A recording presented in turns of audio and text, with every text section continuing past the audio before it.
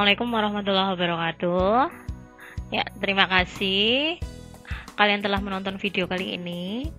Pada video kali ini saya akan menjelaskan tentang kaidah pencacahan. Kita masih dalam permasalahan permutasi ya. Tapi di sini permutasi bagian 2 ya.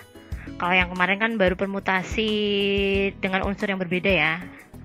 Nah, nanti di sini kita ingat kembali faktorial itu apa? Kalian tentunya masih ingat ya. Hasil perkalian semua bilangan asli secara berurutan dari 1 sampai n disebut n faktorial, diberi notasi n faktorial ya, seperti tanda seru. Ya, jadi n faktorial itu adalah n kali n-1, kali n-2 kali dan seterusnya sampai dengan 1. Nah, contohnya ini nyatakan 3 kali 4 kali 6 kali 5 kali 6 dalam notasi faktorial. Ya, atau sama dengan 1, 2, 3, 4, 5, 6 dibagi 1 kali 2 ya. Jadi hasilnya adalah 6 faktorial dibagi dengan 2 faktorial. Nah, permutasi dengan unsur yang berbeda sudah kita bahas pada video sebelumnya ya, yaitu R itu selalu dari kurang dari N yang memenuhi seluruh N elemen berbeda, tidak ada elemen yang diulang. Urutan itu selalu diperhatikan. Kalau kita bicara permutasi itu pasti berkaitan dengan urutan yang selalu kita perhatikan. Nah, dapat dirumuskan seperti ini ya, n faktorial dibagi dengan n min r. Ada yang menyebutkan juga n min k ya. Ya, biar kalian familiar dengan simbol-simbol seperti ini, makanya saya buat ada n min r, ada n min k, itu sama saja ya. Ya. Dalam sebuah kelas akan dibentuk kepengurusan yang terdiri di atas ini kemarin sudah ya. Berapa kelas harusnya terjadi dari 6 calon memperebutkan ketiga posisi. Berarti di sini permutasi dari 63 ya. 6 faktorial dibagi 6 dikurangi 3 faktorial, hasilnya adalah 120 cara. Ya, ini juga menggunakan diagram pohon dari himpunan huruf ABC. Berapa banyak permutasi 2 huruf yang dapat dibentuk dari himpunan huruf tersebut ya. Menggunakan diagram pohon juga sangat mudah ini karena simpel, hurufnya hanya 3, yaitu 1, 2, 3, 4, 5, 6 ya. Ada 6 cara. Oke, nah pada pembelajaran kali ini nanti kalian harus bisa menentukan banyaknya cara penyusunan pada masalah kontekstual atau masalah sehari-hari dengan aturan permutasi yang memuat unsur sama ya. Kalau kemarin itu kan unsurnya berbeda. Kalau hari ini itu adalah yang memuat unsur sama. Kemudian yang kedua adalah menentukan banyaknya cara penyusunan pada masalah kontekstual dengan aturan permutasi yang memuat permutasi siklis. Jadi intinya pada video kali ini kita akan membahas tentang memuat permutasi dengan memuat unsur sama dan permutasi yang memuat permutasi siklis ya. Oke.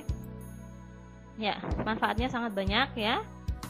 Memprediksi cuaca, mengetahui peluang daerah petir, terus dalam permainan kata acak atau Scrabble, penerapan sebagai ilmu inskripsi atau keamanan kode sandi, ini semua menggunakan permutasi ya. Nah, di sini nanti saya berikan permasalahan, ada 2 permasalahan yang harus kalian coba selesaikan ya. Ya, masalah yang pertama di sini saya akan singgung sedikit. Ani akan menjual aksesoris wanita melalui media online. Ia menawarkan aksesoris berupa jam tangan dengan 3 merek yang berbeda. Ya, 2 jam bermerek Albi, 1 jam bermerek Kasih, dan 1 jam bermerek Fossil. Nah, Ani ingin mengetahui minat konsumen terhadap ketiga merek dengan melihat susunan jam yang terjual. Tentukan banyaknya susunan yang mungkin Ani peroleh dari ketiga jam tersebut berdasarkan mereknya. Nah, nanti permasalahan yang kedua adalah misalkan dalam suatu ruangan ada Ara, Baby, Chandra, dan Dedi. Keempat orang tersebut sedang membaca di meja bundar.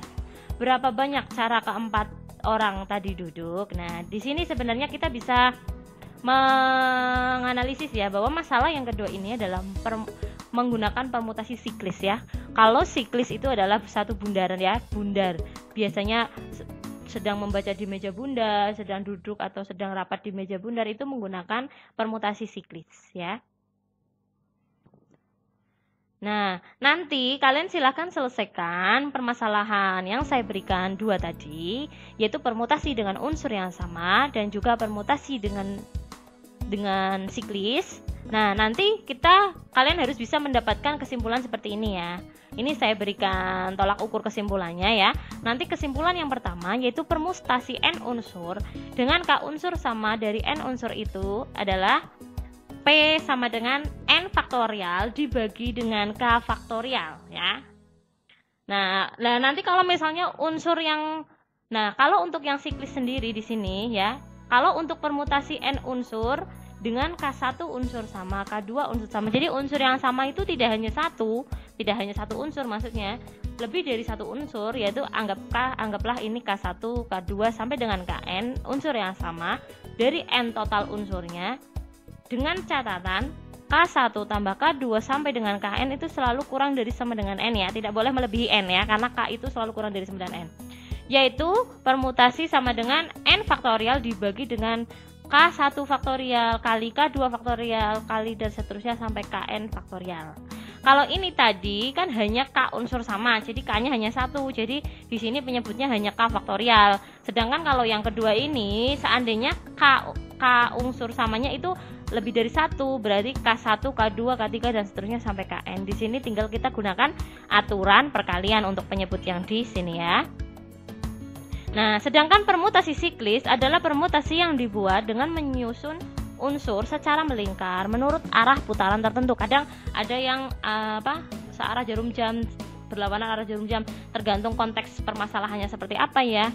Kemudian banyaknya menyusun n unsur yang berlainan dalam lingkaran itu dituliskan dengan permutasi n-1 unsur. Nah, kalau ini saya berikan, kemudian kalian langsung mengerjakan soal tanpa mengetahui prosesnya, tentu akan cepat lupa ya, dan juga mungkin banyak yang bertanya-tanya, kok bisa sih permutasi siklis itu langsung n-1 faktorial? Nah, kok bisa permutasi n unsur dengan k unsur sama dari n itu kok n faktorial dibagi k faktorial? Nah, untuk menjawab itu semua, silahkan kalian lengkapi dulu LKPD yang sudah saya berikan ya pada Google Classroom. Silakan kalian lengkapi. Nah, dari permasalahan di LKPD tersebut, setelah kalian lengkapi, nanti kalian akan mengetahui proses kita menemukan rumus tadi ya untuk simpulan yang tadi. Oke? Ya, silakan kalian lengkapi. Terima kasih. Semoga video ini bermanfaat. Mohon maaf apabila banyak kata-kata yang salah. Saya akhiri. Assalamualaikum warahmatullahi wabarakatuh.